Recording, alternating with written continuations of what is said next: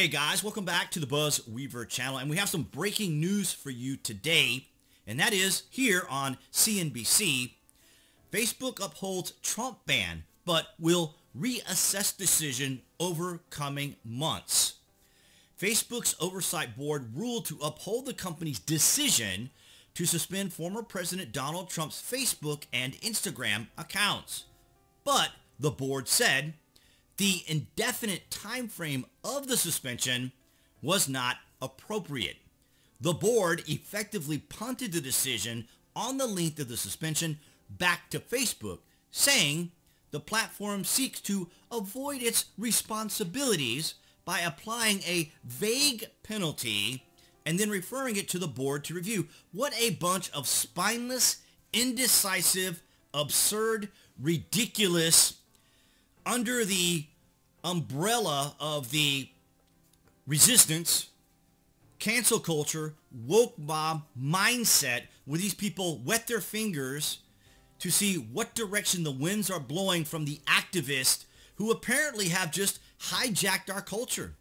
It reminds me a lot of the UK and Europe when it comes to a certain group of individuals from the Middle East who, when they feel their religion or prophet are offended, will retaliate because their faith and their prophet supersedes any laws, any cultural norms that these countries have, because their ideology, their philosophy, and their worldview is what hinges their foundations of them as human beings. And so they will not take any sort of slight or offense to their religion or to their prophet.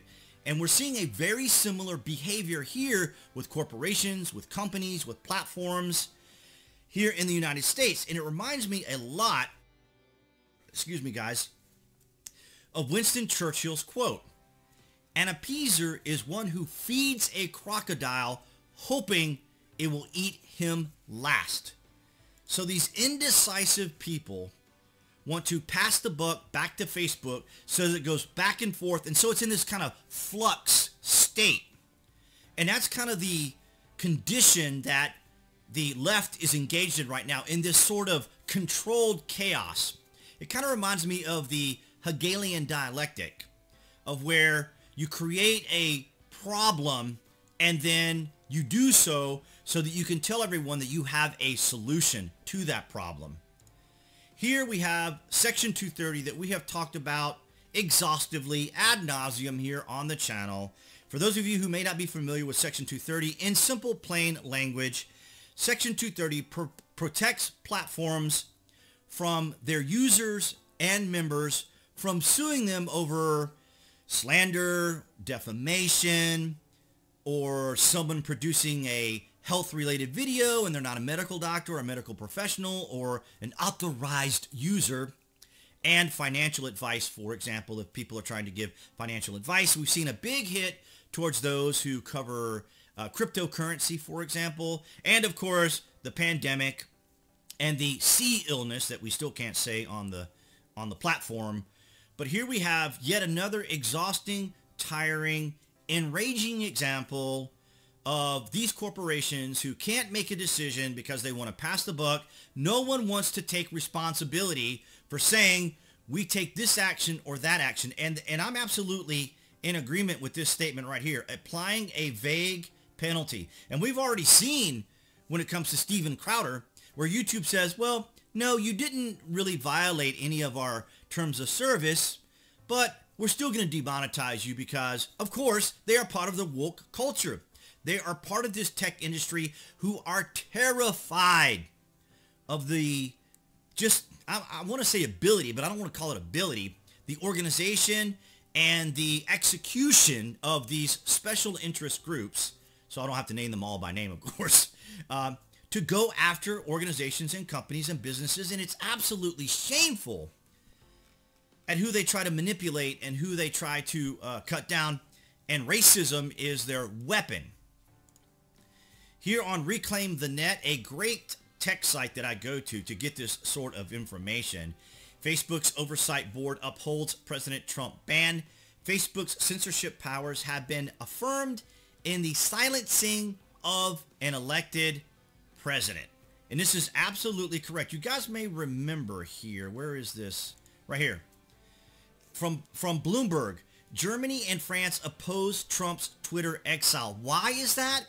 Because in Europe, of course, they don't allow private citizens or private companies to dictate to a government, much less the actual thought of a leader in these countries being silenced by a platform would be absolutely unheard of and unthinkable. That these countries who practice a form of socialism, to say it politely and easily, there's so much involved in. I got into an argument with someone on Twitter the other day over communism, socialism. I could not believe the absurdity level that these people come to when it comes to just language and meaning and semantics. It's absolutely ridiculous. They can just change everything on a dime. Meaning, expression, hyperbole, inferences, all these sorts of things. But it's absolutely ridiculous to see this going on. And the response here from the New York Post: break them up. GOP vows big tech backlash over Facebook Trump ban. No, I don't think so. Break up big tech or regulate it so that major platforms cannot discriminate by viewpoint, Republicans said Wednesday. Useless Republicans. Useless. We talked about this since 2016. On my channel here, I've talked about it since 2018, but I've been talking about it since 2016. We saw this coming. We knew this was coming. The boiling the frog type of slow progressivism was just trickling in a little bit at a time, and here we are. We're in full-blown woke, full-blown cancel culture, outrage mob mindset, to where companies are absolutely terrified of making any sort of a decision. These people are not organized. They have no particular body. They have no particular leadership. Yet all they have to do is go online and accuse a company or a business or a person of some sort of impropriety, racism, Me Too movement allegation. And it doesn't even have to be true. That's the part that's so ridiculous, is the information doesn't even have to be true. They just want to see the person deny it. It's manipulation. It's coercion. Coercion. It's very similar to a manipulative person who uses anger, misinformation, misdirection, generates a great deal of chaos and emotions to then be able to manipulate a person and then, of course, just hack what they say and engage in semantics. Former President Donald Trump's allies in Congress vowed to strike back after Facebook's decision to uphold its ban on Trump's account, especially when the political tide turns, perhaps as soon as 2020. That's what I'm hoping for. I hope all of you guys who support this channel, be sure, if you haven't already, hit that like button right now. And if you haven't subscribed, be sure you do that.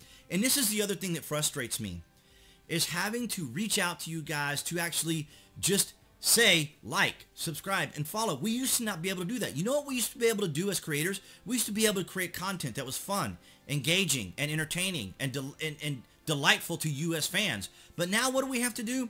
We have to sit here and run this interference, this filter mode, to let you guys know, help us support the channel, help support my channel, or like and subscribe.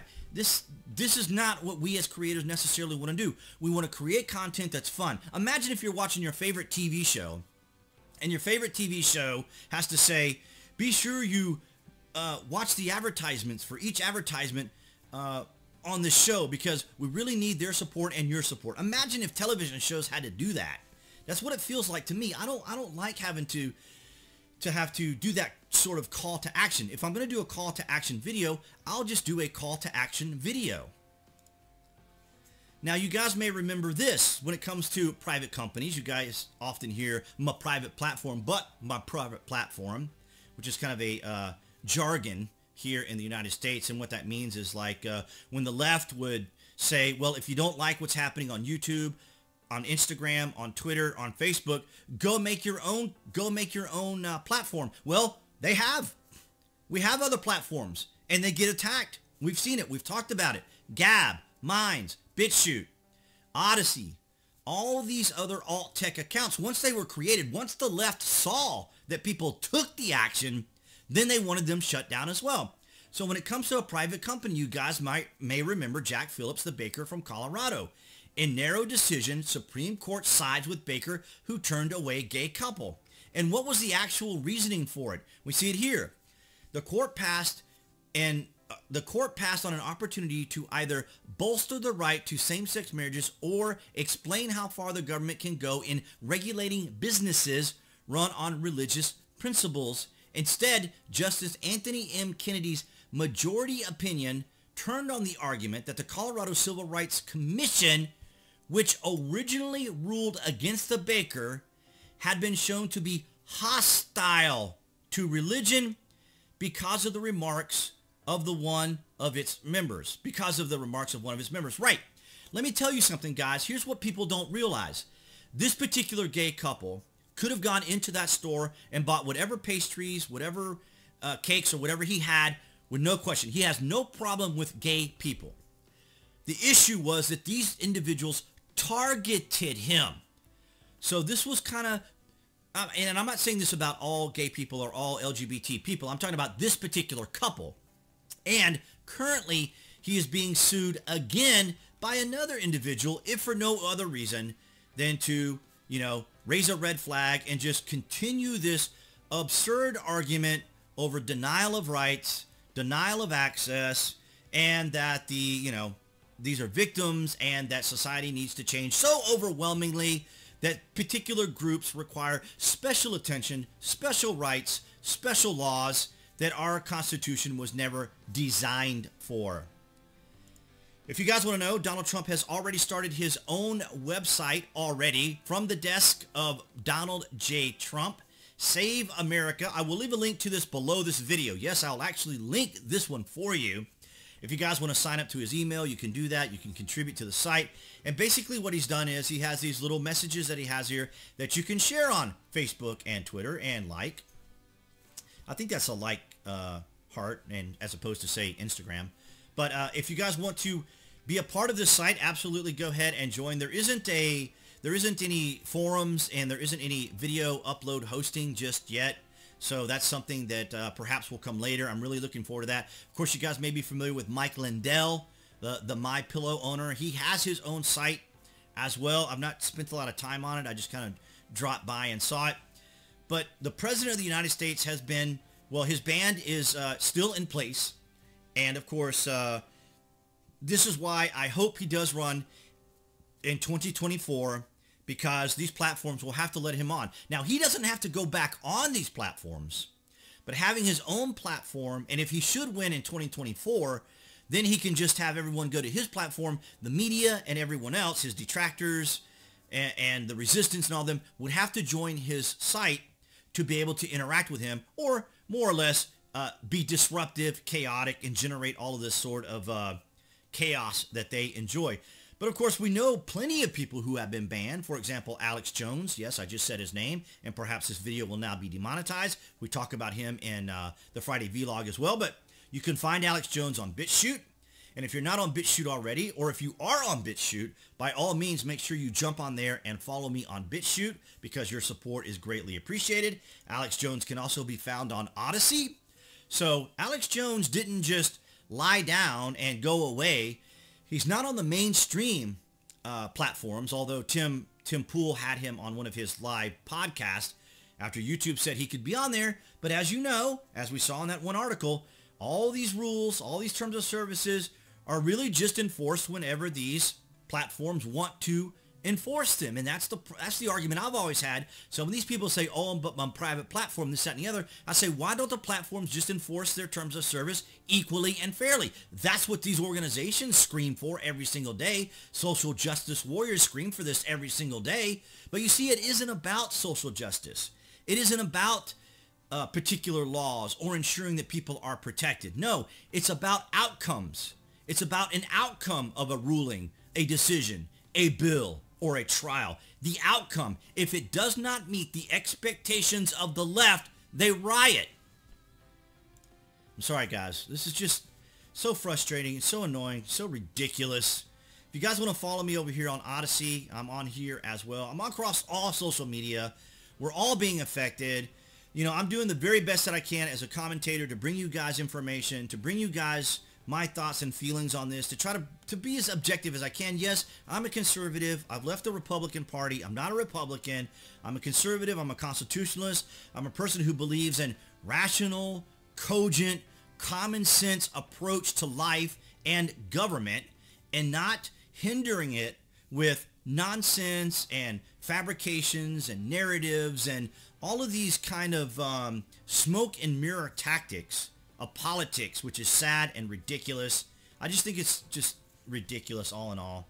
And of course, I come back to my good buddy Winston Churchill, of course, and I think appeaser is an appropriate word for all of these particular groups on the left and the progressives, is that they really do kind of operate very tentatively, because they don't necessarily want to attract the of their fellow ilk that could go after them and pursue them and cause them all sorts of grief. I was just reading about a TikTok user who was trying to hold people within the medical community up to the standards that we would expect from a common sense approach to the pandemic. And they went after her very, very brutally. I don't know how TikTok is addressing it, but I can't discuss any of my recent upload videos. You guys know that I've talked a lot about CBD oil and Delta 8, which I've now probably gotten this video demonetized for sure, having mentioned those two things. But I find it interesting because on YouTube, you can find all kinds of videos on alcohol and all kinds of video on tobacco. But oh my goodness, a creator talking about Delta 8, the up-and-coming new product, hemp extract. Oh my goodness, the world just turns upside down. So guys, this is the breaking news. I welcome your comments. I welcome your thoughts. I, again, reach out for your guys' support. Share this video, like, subscribe, hang in there. We got the Friday vlog coming up. It'll be just as exciting. I want to know what your guys' opinion is about all this that's been going on. Give me your thoughts on the cancel culture, the outrage mobs. How is this affecting you? How is this affecting your business? How is this affecting your platform? How is this affecting your country?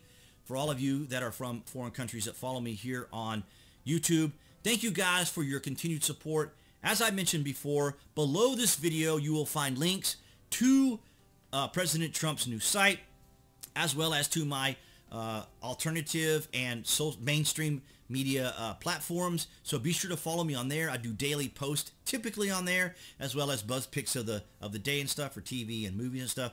Thank you guys for hanging out yet again. Always glad to have you guys here. And of course, appearing right there on the screen, that would be the channel icon for YouTube to subscribe, along with notifications. That way you guys will know when there's content here on channel, to include the Friday vlogs and these breaking news stories. And I will see you guys in the Friday vlog.